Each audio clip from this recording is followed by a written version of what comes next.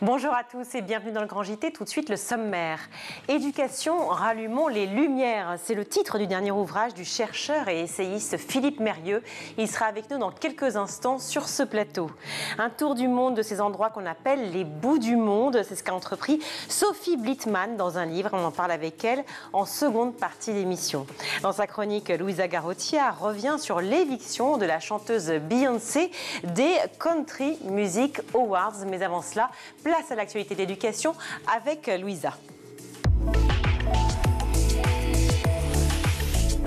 Bonsoir Louisa. Bonsoir Virginie.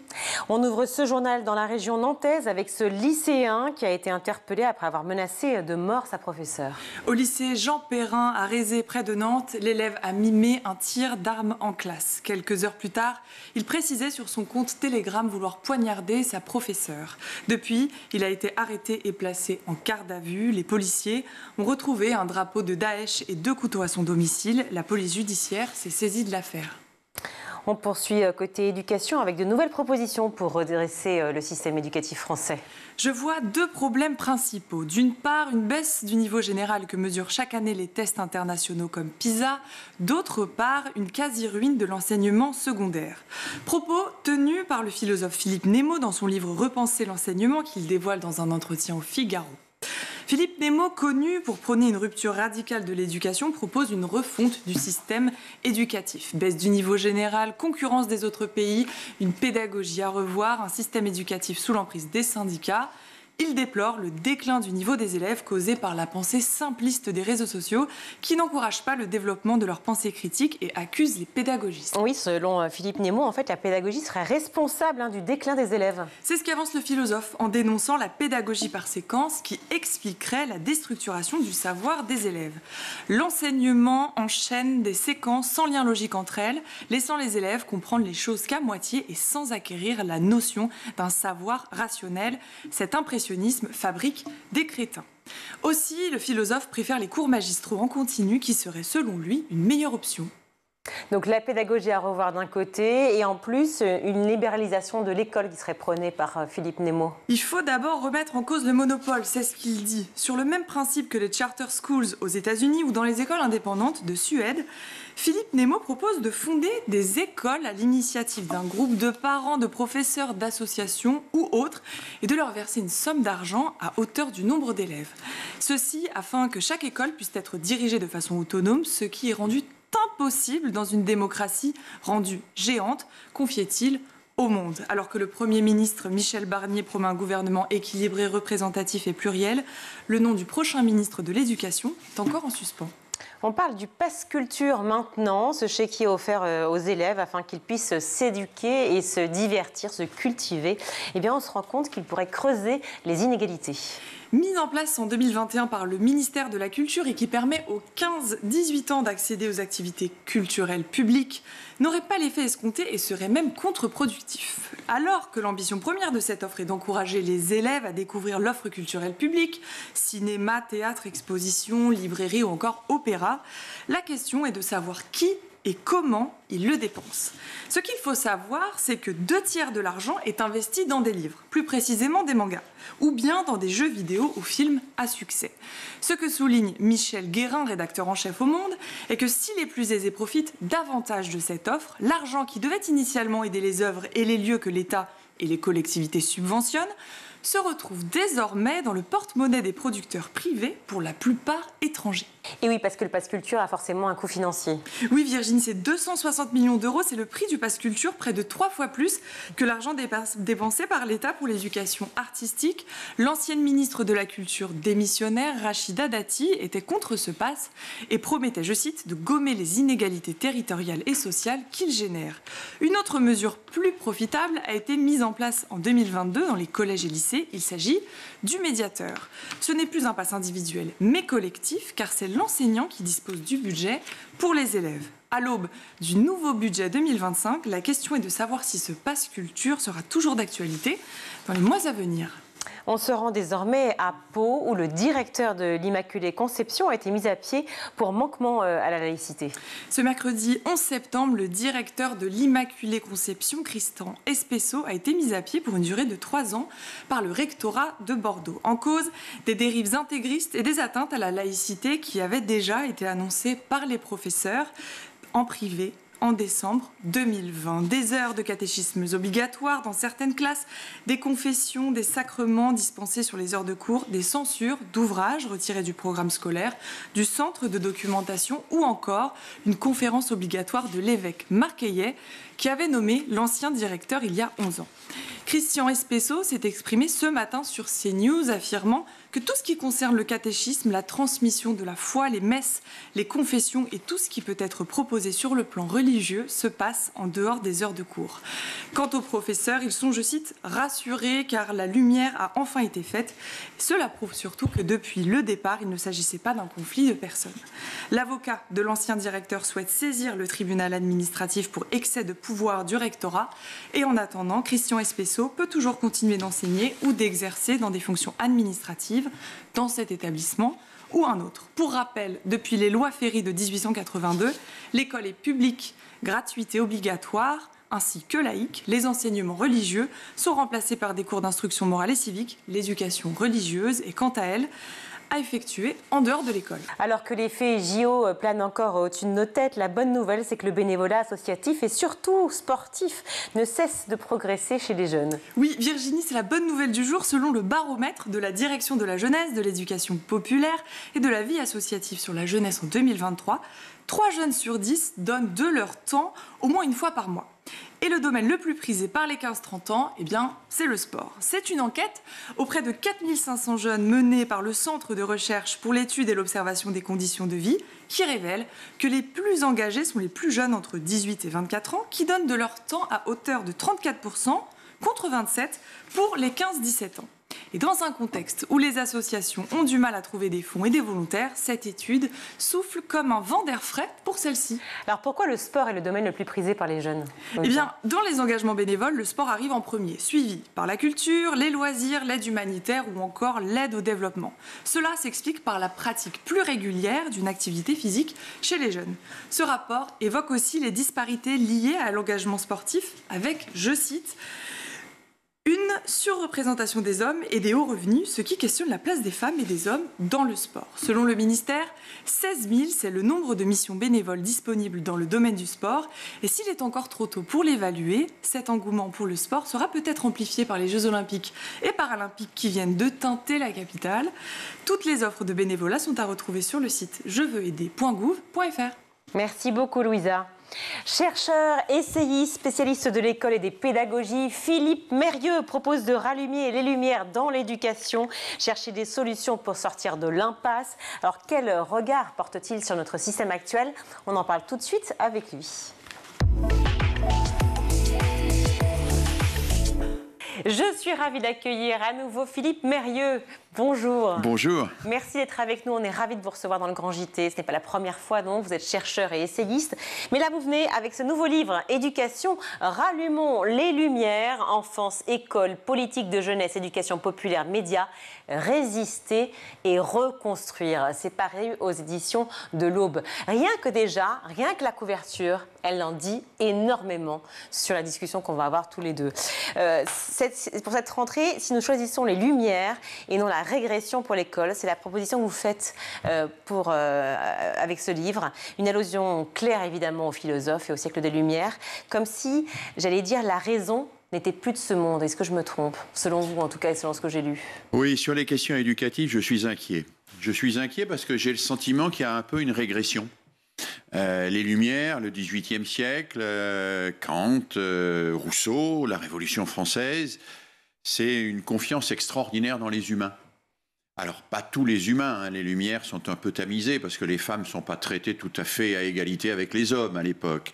Mais quand même, il commence là un grand mouvement de confiance dans ce que j'appelle dans mes travaux l'éducabilité des êtres, c'est-à-dire le fait que les êtres peuvent apprendre et grandir et que nul n'est condamné à être exclu. Nul n'est condamné à être renvoyer au-delà du cercle des humains, avec cette foi, cette conviction que l'éducation peut quelque chose et qu'on ne gouverne pas les êtres par la peur, on ne gouverne pas les êtres par la sanction, on ne gouverne pas les êtres par l'exclusion, mais on les gouverne par la confiance, on les gouverne en essayant de les anoblir. Et je trouve que cette idée qui est formidable, qui est fondatrice de notre civilisation, qui est fondatrice de notre République et de notre démocratie, a été un peu trop abandonnée, qu'elle est un peu trop oubliée aujourd'hui. Toujours aujourd'hui, abandonnée depuis combien de temps selon vous ? Oh, je ne sais pas, je dirais pas, je mettrai pas une date précise. Il me semble que depuis le début de ce 21e siècle, les choses sont très compliquées, il y a beaucoup d'inquiétudes chez nos contemporains, et que dans ces périodes d'inquiétude, on a tendance à aller à la facilité. Facilité qui est de dire, bon ben voilà, il suffit de punir ceux qui ne rentrent pas dans le rang, et puis tout va s'arranger. Non, ce que nous apprennent les Lumières, c'est qu'il ne suffit pas de punir ceux qui ne rentrent pas dans le rang, il faut travailler à la prévention. Il faut s'engager ensemble pour éviter que certains choisissent la transgression plutôt que l'intégration dans un collectif. Oui, c'est comme ça que dans votre livre, vous définissez les Lumières. Je l'ai écrit et je peux le retrouver effectivement là. C'est l'affirmation qu'en éducation, tout échec est dépassable un jour ou l'autre. Nul ne peut être condamné à vivre définitivement dans les ténèbres de l'ignorance, ni rester assujetti à la violence de son corps primaire. En fait, vous parlez clairement des inégalités de chance par rapport à l'apprentissage. Oui, des inégalités, aussi. Mais plus globalement de ce principe qui n'est pas un principe vrai au sens où 2 et 2 font 4, ça c'est vrai. Le principe, c'est un principe qui est au cœur de la civilisation. La civilisation avance dans la mesure où on fait cette confiance dans l'humain, où on croit que les êtres humains ne sont pas régis par une hérédité qui est définitivement qui leur lie les mains, ne sont pas emprisonnés dans un statut social, ne sont pas obligés de se soumettre à un certain nombre de gens, ne sont pas enfermés dans des inégalités, mais peuvent, alors on va dire, s'émanciper, c'est-à-dire devenir ce qu'ils décident d'être et le faire dans un cadre qui les accompagne le plus chaleureusement possible vers le plus d'humanité possible. Toutes ces réformes dont vous parlez au XXIe siècle, est-ce qu'elles ont retiré, selon vous, aux individus toute forme de liberté ? Liberté de choix, liberté d'apprentissage, liberté justement d'émancipation ? Non, ce que je regrette, c'est que quand nous avons un problème, on a des tas de problèmes, on a les réseaux sociaux, on a des tas de problèmes qui viennent contrebalancer notre projet éducatif. Quand on a des problèmes comme ça, on réagit trop souvent par l'interdit, par l'exclusion, au lieu de se demander quelles sont les causes sur lesquelles on pourrait agir. Qu'est-ce qui pourrait faire que la personne, au lieu de se cabrer dans le refus, se réintègre à l'intérieur d'un collectif. J'entends un ministre dire il faut menacer les élèves, ils ne passeront pas en seconde, on va rajouter des contraintes pour faire en sorte qu'ils se mettent au travail. Non, moi je crois que pour qu'ils se mettent au travail vraiment, il faut leur donner envie d'apprendre et les placer dans un cadre qui leur donne cette envie d'apprendre. Voilà. Et je pense que là, il y a quelque chose qui aujourd'hui nous manque. C'est pareil pour la famille d'ailleurs. Aujourd'hui, on sait bien que les familles ont de grandes difficultés. La gestion de l'écran par les familles est un problème énorme, nous le savons. Mais au lieu d'aider les familles à cela, au lieu de les informer, au lieu de les réunir, au lieu de les accompagner et de soutenir les associations qui les accompagnent, on propose de les sanctionner, tout simplement. Et je pense qu'on peut sanctionner, mais les Lumières nous disent qu'il y a toujours aussi un travail éducatif à faire, parce que les gens ne sont jamais à condamner définitivement. Il faut avoir cette confiance qui fait qu'on s'engage pour qu'ils deviennent meilleurs, que nous devenions meilleurs ensemble. Est-ce que justement le système d'évaluation, qui a fait beaucoup polémique en cette rentrée, notamment avec la grève de mardi des enseignants, est-ce qu'il justement pousse, est-ce qu'il fait défaut et est-ce qu'il pousse justement à ces inégalités, à ce système de punition systématique finalement ? Oui, ce système d'évaluation, alors entendons-nous bien, il faut que les élèves soient évalués. C'est très important pour un élève de savoir ce qu'il vaut, de savoir ce que vaut son travail. Pas simplement pour se situer par rapport aux autres, mais pour progresser soi-même. Il y a une très belle phrase d'Albert Jacquard qui dit « L'évaluation, ça n'est pas fait pour savoir si je suis meilleur ou moins bon que les autres, c'est fait pour m'aider à devenir meilleur que moi-même. » Meilleur que moi-même. Si j'évalue un élève, si je lui dis ça vaut 7 sur 20, ça vaut 3 ou 4 sur 10, c'est pas pour le figer dans son 7 sur 20, dans son 3 sur 10. C'est pour lui donner des conseils qui lui permettront d'avoir 8 sur 20, 15 sur 20, 4 ou 8 sur 10. C'est pour l'aider à progresser. Et je pense qu'il y a deux conceptions de l'évaluation. Il y a une conception que je vais appeler de l'évaluation photo, et puis il y a l'évaluation cinéma. L'évaluation photo, elle dit, voilà, tu vaux ça. L'évaluation cinéma, elle dit, tu vaux peut-être ça aujourd'hui, mais nous allons t'aider à ce que tu te dépasses. Parce que la notion de dépassement est au cœur de la philosophie des Lumières. Chaque être humain peut se dépasser, peut faire mieux. Et l'éducation, c'est cet accompagnement pour que chaque être humain fasse un peu mieux que ce qu'il a fait hier et qu'il devienne même fier de cette capacité à toujours faire mieux. Alors, les évaluations qu'on nous propose aujourd'hui sont des évaluations inquiétantes pour les professeurs. Et pourquoi? Parce qu'elles sont nationales, ces évaluations. C'est pas la même chose qu'effectivement, vous le dites, des évaluations qui sont quotidiennes ou hebdomadaires avec les professeurs et leurs élèves. Donc pourquoi elles sont inquiétantes? Elles sont inquiétantes parce que, d'abord, on nous dit c'est pour connaître le résultat moyen des élèves et pour savoir où en sont les élèves en France. Alors, si c'est ça, on peut prendre un échantillon représentatif, on sait faire, c'est très facile et ça n'embête personne. Alors on nous dit oui mais c'est pas complètement ça, c'est fait pour que chaque enseignant puisse voir où en sont ses élèves et remédier aux difficultés. Alors si c'est ça, on met en place une banque d'outils d'évaluation et les enseignants vont piocher en fonction de leurs besoins. Mais on voit bien que et c'est ça qui inquiète les enseignants. Derrière ça, il y a un peu l'idée de mise en concurrence. Alors, on a même entendu, il y a quelques mois, un président de la République dire que ces évaluations allaient devenir publiques, que les résultats allaient devenir publics. Donc, on imagine... Je crois que ça ne se fera pas, heureusement, mais on imagine que les parents vont ouvrir leur quotidien et puis découvrir que dans leur classe, la moyenne des élèves, c'est ceci, alors que dans la classe d'à côté, la moyenne des élèves, c'est cela, parce que ils vont s'imaginer que le professeur de la classe d'à côté est meilleur ou moins bon. On voit bien les dérives. C'est créer des crispations nouvelles, en fait. Oui, puis c'est une manière d'imposer une forme de réduction des personnes à un chiffre, et ça, c'est pas conforme à notre idéal. Bien sûr que telle classe peut être meilleure que telle autre, mais pour des tas de raisons qui sont que les élèves étaient meilleurs en début d'année, etc. Donc, mettre un espèce de standard qui impose et qui permet de comparer systématiquement, ça renvoie à l'idée que l'école est un marché. Voilà. Et donc, on fait son marché. Et comme dans le marché, on choisit le meilleur rapport qualité-prix, on va choisir le meilleur rapport qualité-prix à l'école. Ce qui n'est pas la mission de l'école. Parce que ce que nous disent les Lumières, c'est que l'école, c'est pas fait simplement pour apprendre, c'est pour apprendre ensemble. Et que le ensemble est tout aussi important que le apprendre.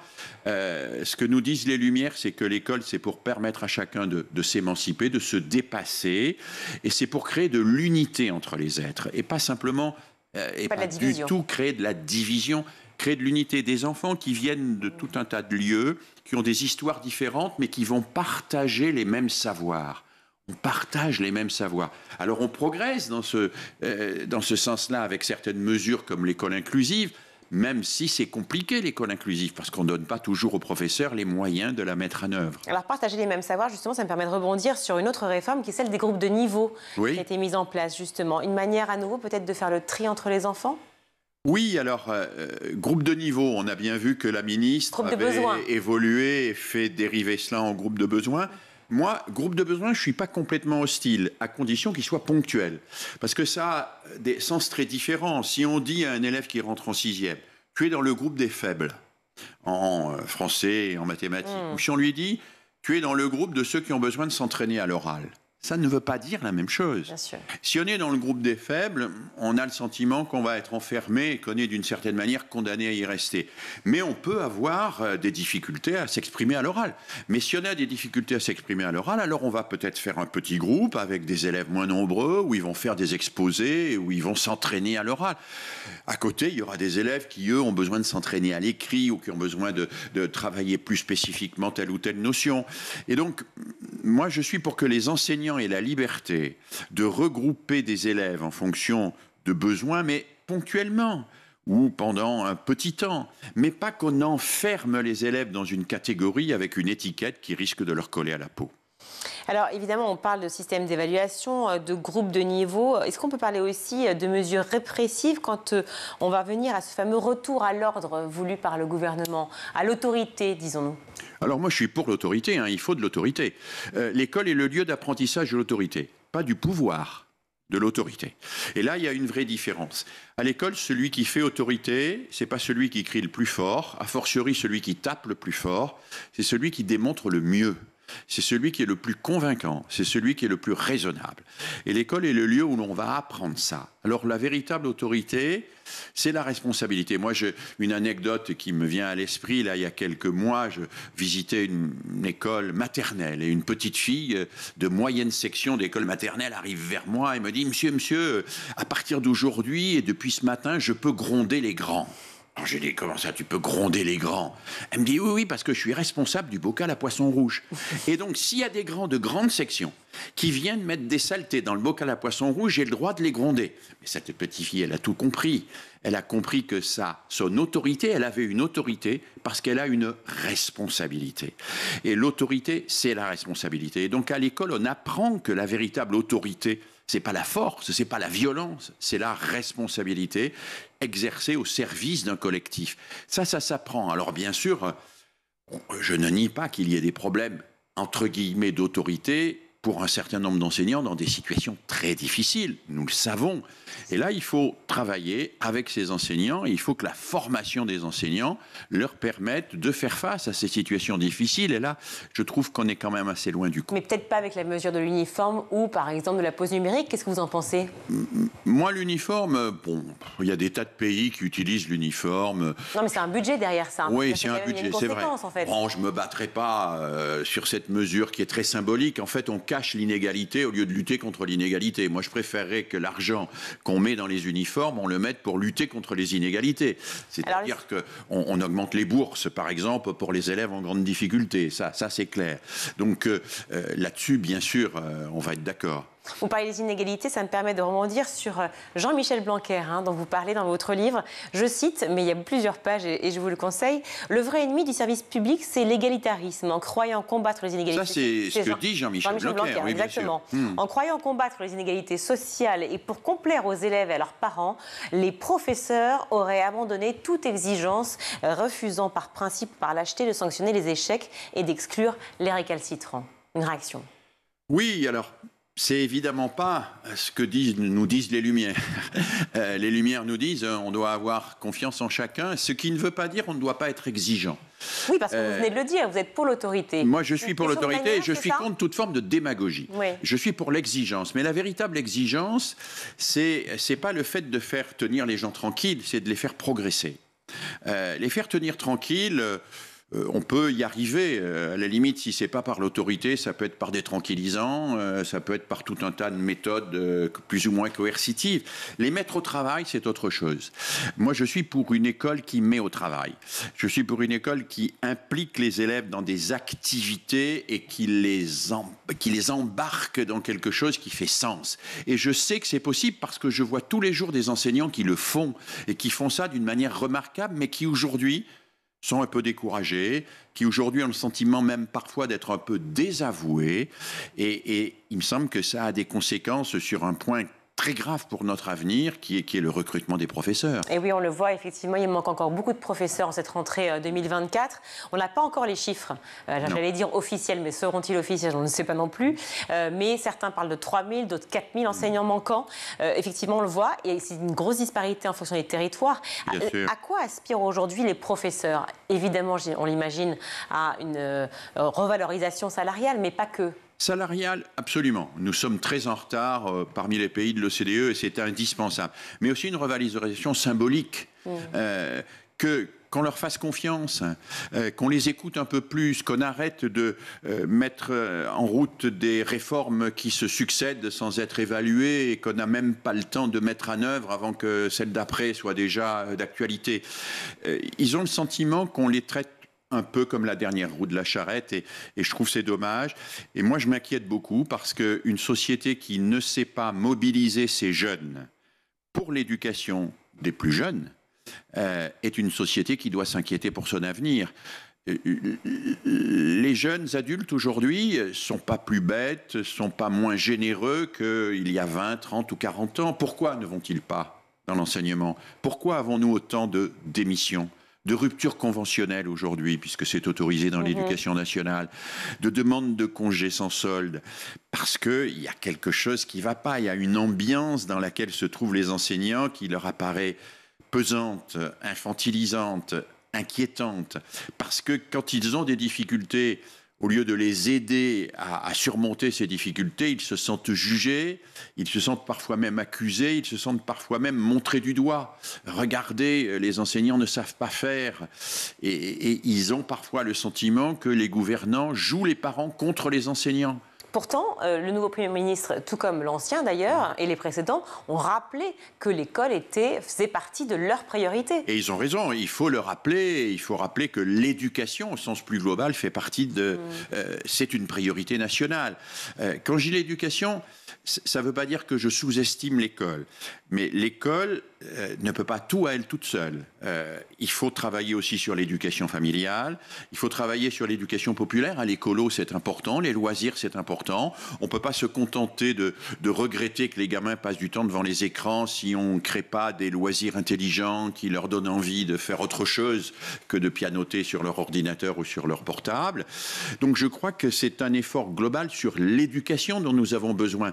Mais un effort à la fois financier, c'est vrai, mais pas seulement. Un effort en termes de clarté des objectifs et puis d'enthousiasme un peu. Moi, je crois que plutôt que de nous envoyer systématiquement des messages un peu inquiétants, soyons un peu plus généreux pour nos enfants, un peu plus enthousiastes, un peu plus heureux. Oui, mais n'est-ce pas un problème peut-être un peu plus général finalement de société, ce que vous posez comme question, peut-être parce qu'on le ressent dans beaucoup de domaines.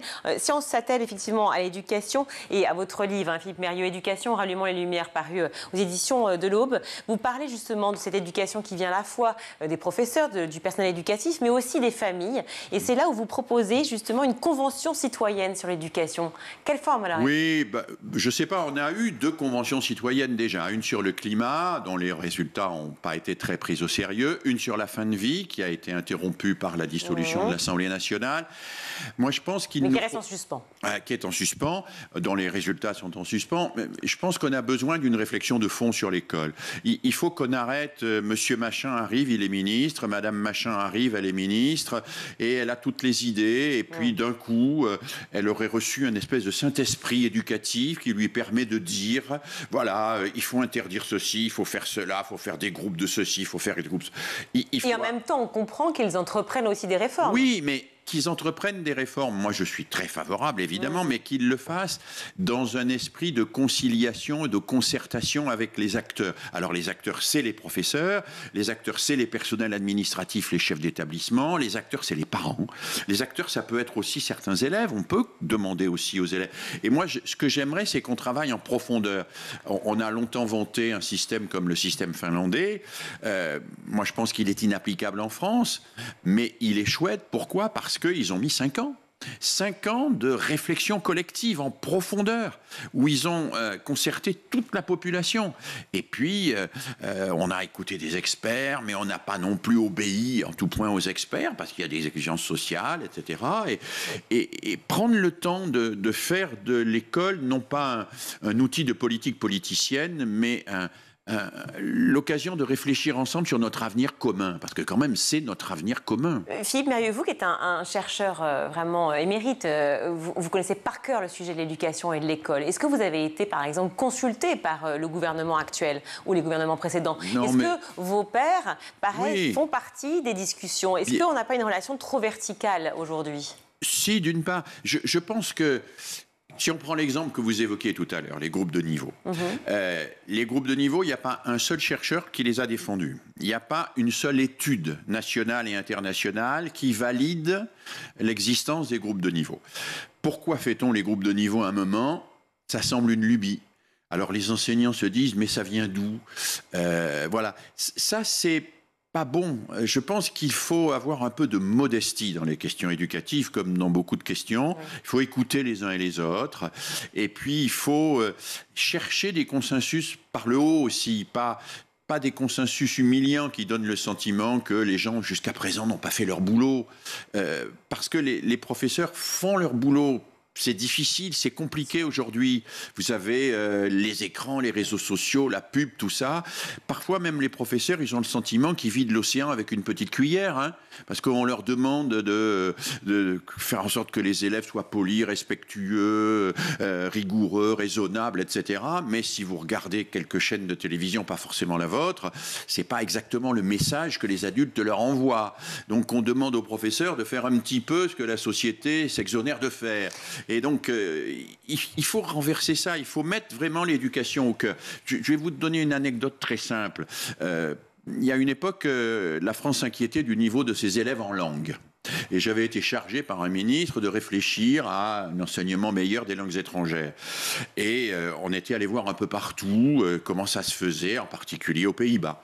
Et aux Pays-Bas, où les élèves sont très bons en langue. Là, on avait découvert quelques bricoles, et en particulier que toutes les émissions de télé étrangères aux Pays-Bas ne sont pas doublées, mais qu'elles sont en version originale sous-titrée.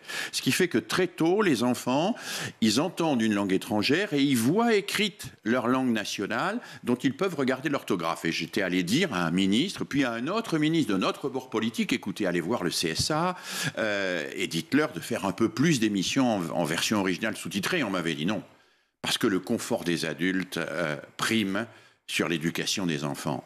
Alors, si le confort des adultes prime sur l'éducation des enfants, il ne faut pas s'étonner qu'on ait des problèmes d'éducation. Mais les gouvernements changés, on pourrait imaginer aussi qu'il y ait des différences, des mouvements apportés un peu aujourd'hui nouveaux. Moi, je l'espère. Oui, bah évidemment, on l'espère tous. On parle de cette situation de la Convention citoyenne, effectivement, que vous proposez, effectivement, qui serait formidable aujourd'hui. Mais lorsque je vous écoute, vous le dites vous-même, c'est-à-dire que les professeurs ne se sentent pas vraiment écoutés et respectés, enfin le monde enseignant. Finalement, les citoyens eux-mêmes n'ont pas forcément confiance en la politique. On voit qu'il y a une relation assez verticale, finalement, entre la politique et le peuple, si je puis dire, au sens noble du terme. Comment imaginer une convention citoyenne sur l'éducation où finalement chacun d'entre nous se dise mais si j'ai voix au chapitre, je peux aussi dire ce que j'ai envie de dire, proposer quelque chose et ce sera peut-être entendu. Comment se sentir en fait écouté ? Alors, il faudrait peut-être que les médias s'emparent de la question et qu'on fasse. Je sais que vous le faites. Vous le faites et c'est formidable parce que dans beaucoup de chaînes de télévision, l'éducation est quand même réduite à la portion congrue et parfois même dérisoire. Les questions éducatives, c'est le poids du cartable ou un certain nombre de choses qui sont quand même aussi, mais bon, qui sont importantes, mais on ne touche pas les questions fondamentales. Et donc il faudrait, je pense, vraiment qu'une convention citoyenne, alors sur le modèle de celle sur le climat, par exemple, ou un autre modèle, avec des relais qui pourraient être municipaux, régionaux, il faudrait qu'on s'empare de ça, puis qu'on se pose les questions de l'avenir de nos enfants. Pas simplement l'avenir individuel de moi, mon fils, moi, ma fille, moi, mon petit-fils, moi, ma petite-fille, mais l'avenir collectif de nos enfants. Qu'est-ce qu'on voudrait pour cet avenir, ensemble ? Et je pense qu'on est un beau peuple intelligent qui pourrait faire ça. Eh bien, on l'a fait dans l'histoire d'ailleurs. On se pose cette question tous les jours ici dans le Grand JT. Voilà, et vous avez bien raison. Enfants. On va, j'espère, pouvoir y répondre avec la proposition que vous faites, cette convention citoyenne pour l'éducation. Et puis lisez le livre de Philippe Mérieux, Éducation, rallumons les lumières, paru aux éditions de l'Aube. Merci beaucoup d'être venu sur le plateau du Grand JT. Merci à vous et bravo pour tout le travail que vous faites. Merci toutes les équipes, merci à vous. On marque une courte pause, on se retrouve.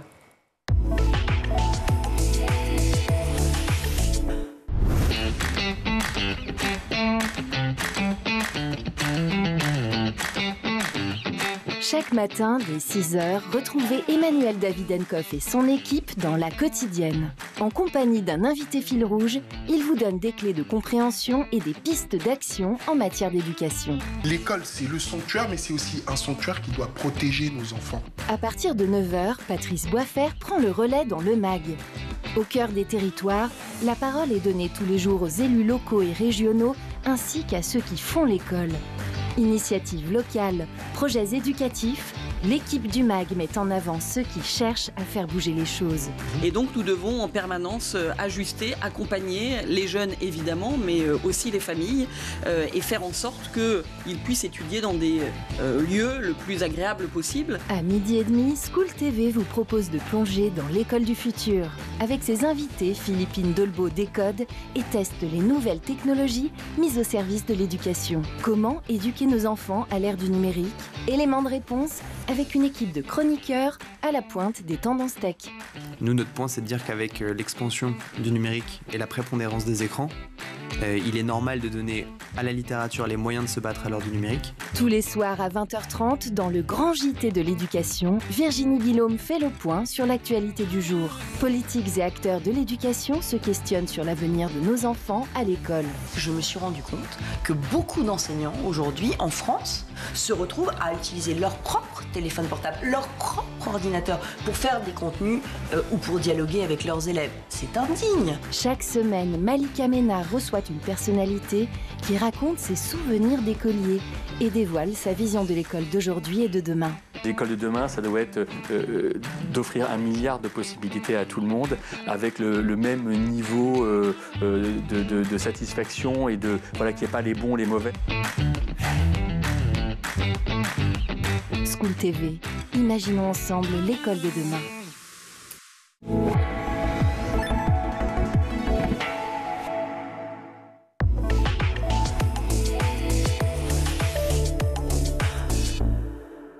De retour dans le Grand JT, je suis ravie d'accueillir Sophie Blittmann, bonjour. Bonjour. Merci Sophie d'être avec nous de loin, certes, mais avec nous dans le Grand JT.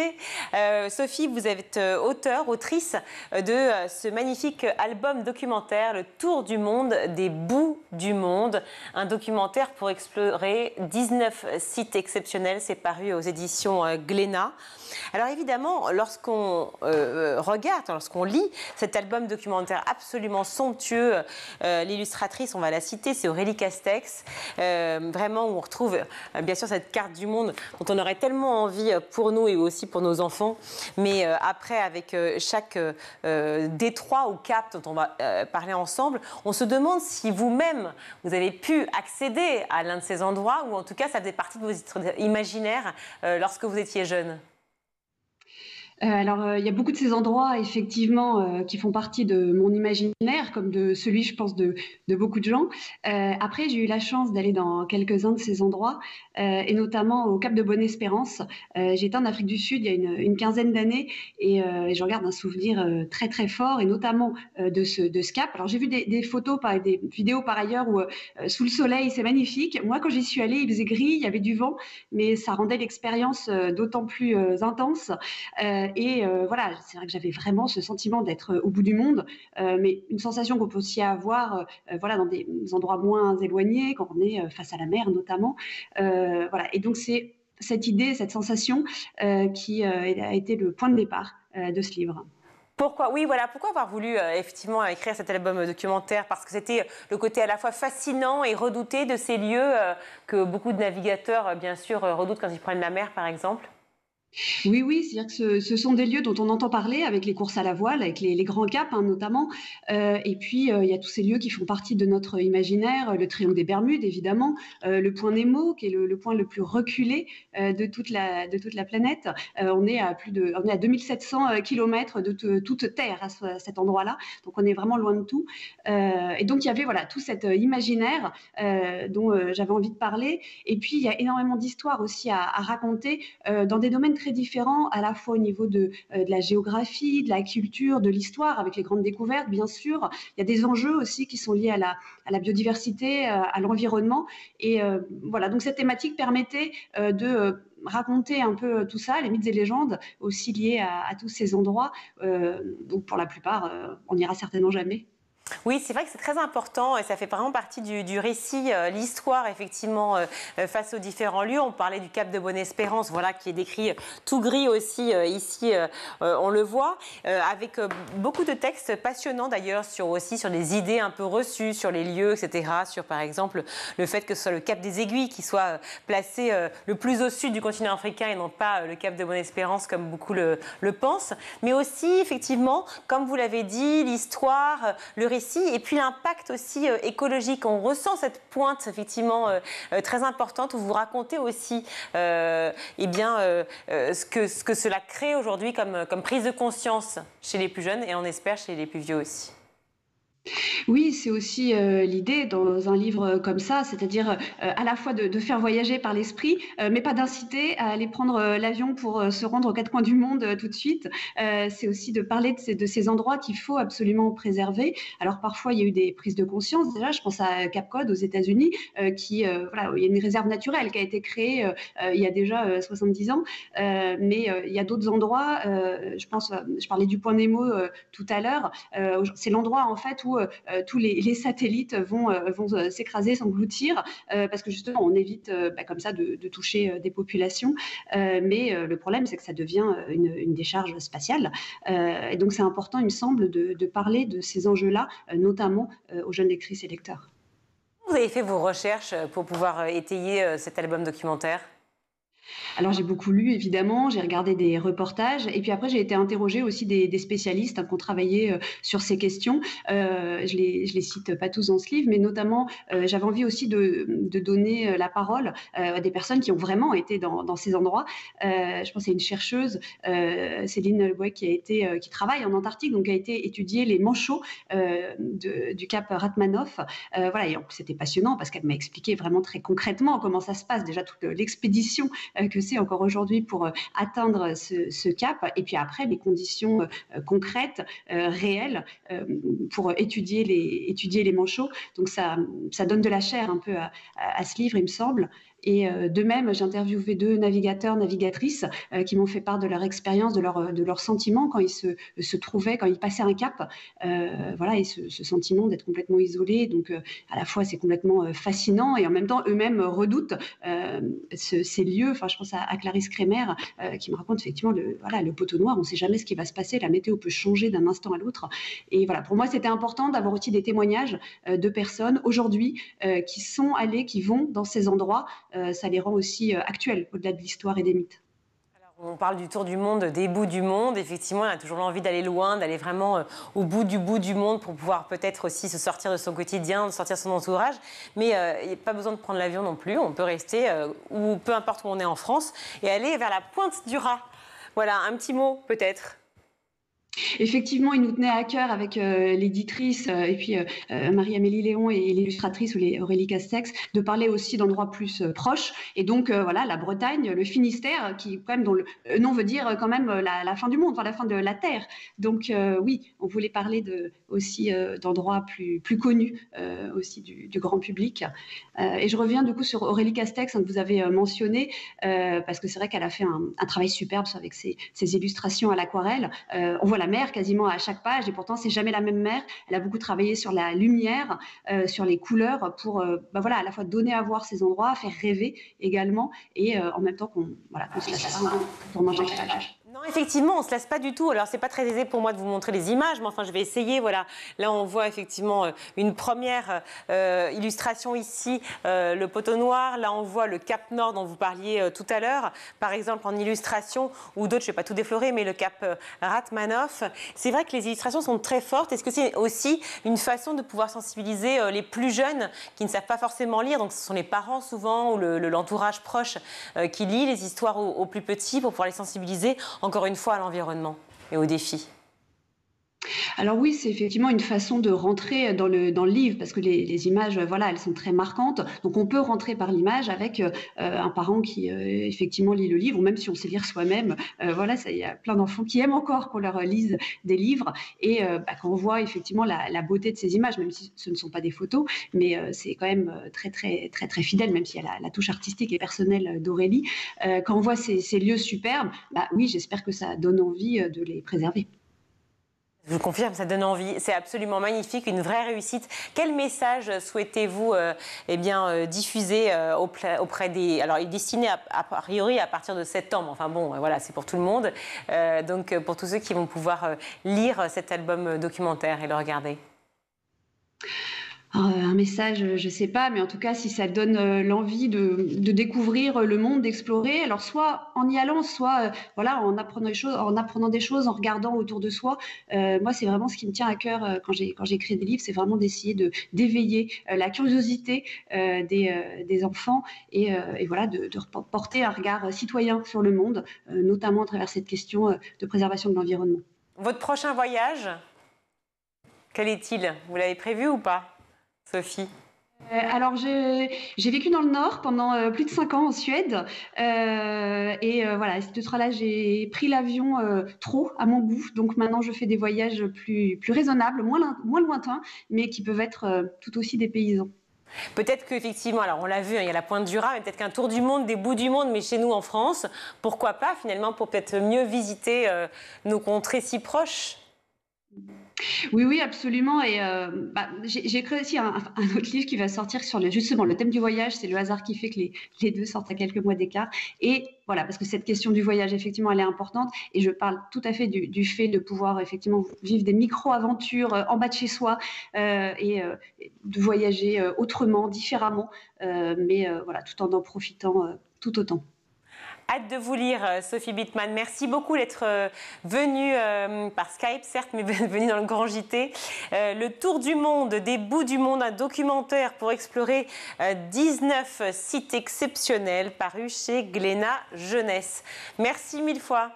Merci à vous. Et une salutation à Aurélie Castex, l'illustratrice, évidemment. Merci à vous. On va tout de suite retrouver Louisa pour sa chronique. Louisa, dans Panorama, aujourd'hui, vous nous emmenez aux États-Unis, non pas pour parler des présidentielles, mais bien pour parler de la polémique autour de la chanteuse américaine Beyoncé et de la cérémonie des Country Music Awards. Tout à fait. Eh bien, Beyoncé, chanteuse américaine, star du R&B, de la pop et même du disco, n'a été nommée dans aucune catégorie lors de la cérémonie des Country Music Awards, alors que son album Cowboy Carter s'est placé au sommet du classement de la musique country. Résultat, Beyoncé est devenue la première femme noire à atteindre la première place des classements country grâce à son morceau Texas Hold'em. Mais voilà, la cérémonie des Country Music Awards, qui récompense la musique country aux États-Unis, vient de dévoiler la liste des nommés. Surprise, le nom de Beyoncé est absent. Première femme noire à atteindre la première place des classements et pourtant, effectivement, elle n'est pas dans ce fameux Country Music Awards. Alors, son album, est-ce qu'il présente une particularité au point de ne pas être nommé ou que se passe-t-il ? Eh bien, Beyoncé, icône du féminisme et défendresse des droits de la communauté afro-américaine, a brisé le plafond de verre de l'industrie musicale. 8e album, 27 chansons entre ballades, opéra, blues, R&B, folks et bien d'autres. Parmi ces morceaux, on peut écouter la reprise Jolene de la reine de la country Dolly Parton, Blackbird de Paul McCartney, morceau qui raconte l'histoire de 9 adolescents noirs devenus des héros du mouvement des droits civiques après avoir intégré un lycée réservé aux blancs, ou encore la chanson American Requiem, une ode aux artistes noirs et pionniers de la country. Celle que l'on surnomme Queen Bee affirmait sur son Instagram qu'il ne s'agissait pas d'un album country, mais d'un album Beyoncé. Pourtant, cette nouvelle cérémonie des Country Music Awards a décidé de la bouder une fois de plus. C'est donc une histoire qui ne date pas d'hier entre la chanteuse et la cérémonie. Oui, Virginie, pour cela, il faut remonter à la 50e cérémonie de 2016 où la chanteuse avait interprété, avec les Dixie Chicks, un trio féminin très populaire aux États-Unis, son morceau Daddy Lessons, remixé pour l'occasion dans une version country. S'en est suivi une pluie de commentaires racistes où les fans de country lui ont reproché de ne pas croire en l'Amérique et de ne pas soutenir les policiers quand la chanteuse militait pour le mouvement Black Lives Matter et rendait hommage aux Black Panthers. Et bien qu'à la suite de cette prestation, toutes les chaînes de télévision américaines s'accordaient à souligner les talents de la chanteuse, Fox News, chaîne de télévision conservatrice du Parti républicain et qui a contribué à la victoire de Donald Trump en 2016, s'est empressé de la critiquer. On pouvait entendre notamment la présentatrice de Fox News dire « J'adore la country, mais je ne suis pas fan de Beyoncé. Peut-on avoir un genre musical qui reflète nos valeurs sans que les gauchistes se l'approprient ?» Sur sa page Instagram, la chanteuse avait écrit « Les critiques qui m'ont visée quand j'ai mis le pied dans la country m'ont forcé à dépasser mes propres limites. Cet album est le résultat des défis que je me suis lancés et du temps que j'ai pris à tordre et à mélanger les genres pour cette œuvre. » Ça flaire la lutte politique, cette histoire. Alors, c'est suite à cette cérémonie donc qu'elle n'a pas été nommée lors des Country Music Awards. Alors, de nombreux arguments sont avancés, comme le manque de promotion de la star, le peu de place accordée à ses morceaux sur les radios country, au point où une radio d'Oklahoma a refusé de diffuser son titre. Il y a aussi d'autres arguments, comme le fait que les musiques auraient d'abord été cataloguées pop, et dernier argument, la richesse et les nouveautés des autres artistes. Mais comme vous le disiez, Virginie, la polémique va au-delà de l'illégitimité supposée de Beyoncé à faire de la musique country. Ce qui dérange, c'est que son album Cowboy Carter a relancé les débats de la place des Afro-Américains dans l'histoire de la musique country. Car si l'artiste rend hommage à ses racines, elle rappelle que le genre musical prend ses sources dans la communauté afro-américaine et le blues. Selon le Times, les Country Music Awards fonctionnent selon une hiérarchie de race, de genre et de classe sociale. Pour Matthew Knowles, le père de la chanteuse, il y a plus de blancs en Amérique et malheureusement, ils ne votent pas en fonction des capacités et des réussites. C'est encore parfois une affaire de blancs et de noirs et note que l'absence de sa fille aux nominations parle d'elle-même. En 2019, c'est le chanteur noir et homosexuel Lil Nas X qui n'a pas été nommé pour son tube Old Town Road qui se jouait en boucle sur les ondes, alors que Billy Ray Cyrus, le père de la célèbre chanteuse Miley Cyrus, a reçu sa nomination pour sa participation sur le morceau. Alors que faut-il en conclure, Louisa ? Eh bien, quand Beyoncé n'est pas nommée au Country Music Awards, c'est l'Amérique conservatrice et patriote qui parle. En se réappropriant les codes de la musique country, l'artiste fait bouger l'histoire de cette musique et en propose une toute autre lecture. La preuve sur sa pochette d'album aux résonances patriotiques, en Amazon, brandissant la bannière étoilée afin de prouver qu'elle est elle aussi américaine et qui plus est, texane. La cérémonie des Country Music Awards se déroulera le 21 novembre prochain. En attendant, l'album Cowboy Carter sortira au mois de mars. Il est à retrouver sur toutes les plateformes d'écoute, mais aussi en version CD et vinyle. Et pour les curieux qui souhaiteraient découvrir les clips de la chanteuse, vous pourrez les visionner sur YouTube. Merci pour ce focus, Louisa. Tout de suite, on va retrouver le meilleur de School TV avec le Zap. Les grandes étapes pour devenir lecteur, vous en distinguez 4. La première, apprentissage des sons des lettres et des sons voilà, que ça produit, pas comment on dit la lettre. Totalement. Dans B, à bas, ce qui compte, c'est bas, c'est pas B. Enfin, c'est B. C'est ça. Voilà. C'est ça, c'est vraiment une des distinctions à faire. C'est-à-dire que pour apprendre à lire, l'enfant, il a besoin de connaître le son de la lettre. C'est-à-dire que savoir que la lettre B s'appelle B, finalement, ça a peu d'intérêt dans la lecture. Par contre, savoir qu'elle fait le son B, eh bien, ça change tout. Ah, vous faites mieux que moi. B. Ça demande de l'entraînement. Ah, on sent le métier. Deuxième étape, jouer avec les sons, composer les premiers mots. Tout à fait. Parce qu'une fois que l'enfant connaît le son de chaque lettre, eh bien, il a besoin de cette étape supplémentaire qui va être de reconnaître un son. D'être capable, par exemple, de se dire « Ah bah dans arbre, arbre, ça commence par A ». Ou pour écrire moto, par exemple, bah, j'entends M, O, T, O. C'est vraiment des étapes qui vont être fondamentales dans cette acquisition de la lecture. On devine que la troisième étape, c'est la lecture des syllabes, justement. C'est le moment où le M, O devient mot. Totalement, vous avez tout compris, hein. C'est effectivement. Il faut dire que vous l'expliquez très clairement quand même. Tant mieux, c'était l'objectif. Mais voilà, vraiment, l'étape d'après, c'est cette compréhension que deux lettres ensemble peuvent former une syllabe. Tu garderas quel souvenir, toi, de cette journée? Parce que bien sûr, on va parler de tous tes efforts, tes entraînements et surtout toutes ces victoires, mais de porter comme ça la flamme olympique et de l'exhiber devant tout le monde, y compris devant ta maman, ça t'a fait quoi? Bah, beaucoup d'émotions et j'étais très heureuse de porter cette flamme. Est-ce que c'est au final un peu comme une compétition? Il y a du stress avant, on appréhende, on visualise la manière dont on va porter la flamme, pourquoi pas? C'est à ce point-là ou comment ça se passe? Au début, dans le bus, j'étais hyper stressée. Puis il y avait mon père avec moi qui a géré mon stress. Et au moment où je l'ai porté, j'avais des larmes d'émotion qui tombaient. C'était plus fort que moi et j'ai fondu en larmes. Alexandra, qu'est-ce que vous avez ressenti, vous, quand vous l'avez vu comme ça, célébrer la flamme? Beaucoup d'émotions, beaucoup de fierté aussi.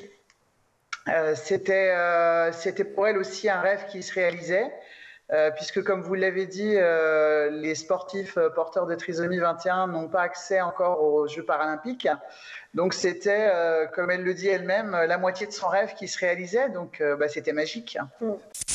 Augmentation soudaine des faillites parmi les startups françaises au cours des derniers 18 mois. Comment ça s'explique selon vous ? Ça s'explique notamment par une explosion des levées de fonds de la part des VC, donc des fonds de capital risque, pendant et après la crise du Covid. À cette époque-là, les taux étaient assez bas, ce qui rendait aussi les levées beaucoup plus faciles pour les startups et les fonds. Et aussi les valorisations des startups qui étaient à cette époque-là assez élevées, avec des multiples assez importants. Et donc là, en fait, le discours des VC a un peu changé depuis quelques mois et quelques années maintenant, avec cette nouvelle vague, à savoir l'argent est roi. Et donc, ces startups qui avaient levé en 2019, 2020, 2021 arrivent à court de cash, doivent refaire un tour de table. Et les VC leur disent bon, bah, ça va être un peu plus compliqué cette fois-ci. Et Elias, une autre clé importante quand on veut accompagner son enfant dans l'apprentissage de la lecture, et j'ajouterais que ça vaut pour plein de pratiques, mieux vaut un peu tous les jours que beaucoup, mais pas tous les jours. C'est-à-dire que cette notion de régularité, elle est fondamentale. Mais totalement, la régularité, c'est la base. C'est-à-dire que moi, je dis toujours aux parents, finalement, on peut faire 2 minutes par jour. Ça aura plus d'impact pour l'enfant, finalement. Mais c'est normal, parce que la régularité, c'est ce qui fait que l'apprentissage s'ancre au fur et à mesure. Quand on fait une grande session d'activité, 30 minutes un jour, déjà, l'enfant va fatiguer, il va forcément être moins concentré. Alors que si on saupoudre le quotidien de petites activités, ça fait sens pour l'enfant, et cette régularité, elle va vraiment amener des progrès chez l'enfant. Elle est fondamentale. Elle vaut d'ailleurs pour le sport, pour la musique, enfin pour toutes les activités où on va essayer d'automatiser des circuits dans notre cerveau. Autre point important, puisqu'on parle du cerveau, d'ailleurs, on y va petit à petit. L'activité doit se situer dans la zone proximale de développement. On va traduire, c'est une notion célèbre du psychologue Vygotsky. C'est quoi la zone proximale de développement ? La zone proximale de développement, c'est la zone, en fait, c'est juste au-dessus de la zone où l'enfant est dans sa zone de confort. Si vous voulez, il y a la zone de confort, c'est-à-dire l'enfant, par exemple, il maîtrise le son A, le son O, le son I. Eh bien, nous, on va lui proposer ce qu'il y a juste au-dessus, et donc on va lui amener un nouveau son, tout simplement. Et ça, c'est effectivement valable. Un nouveau son ce jour-là. Enfin, c'est ça le message général. C'est ça. Parce que si c'est trop difficile, l'enfant peut se décourager, tout simplement. Pascal Chapeau, l'objectif c'est 500 000 signatures. On en est où aujourd'hui ? Alors aujourd'hui, on est à 5000 signatures. Les enfants se mobilisent beaucoup. Samedi, nous avons eu le forum des associations sur notre commune. Les enfants sont venus au forum pour aller solliciter les visiteurs pour pouvoir signer cette pétition. Ils ne veulent rien lâcher. Pour eux, on sait que pour les enfants, l'injustice, c'est le pire. Et aujourd'hui, ils combattent contre ça aux côtés de tous ces sportifs de haut niveau et notamment Marie Gratefio qui aujourd'hui porte ce message à toutes ces interviews. Et voilà, les enfants ont souhaité les accompagner. Alors on a lancé la pétition, on essaye de la diffuser le plus possible. Un courrier est parti au président de la République, au comité international olympique, pour pouvoir faire réagir tout le monde et qu'un jour ces sportifs de haut niveau puissent participer enfin à ces Jeux paralympiques.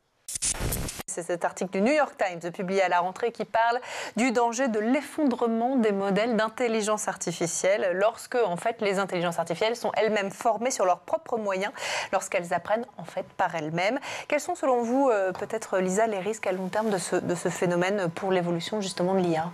Alors, pour revenir un petit peu déjà sur le fonctionnement des IA génératives, en fait, elles s'entraînaient initialement sur ce qu'on va appeler des données naturelles. Donc, c'est les datas qu'on va trouver sur Internet ou qui sont tout simplement données aux IA génératives par les chercheurs pour les nourrir.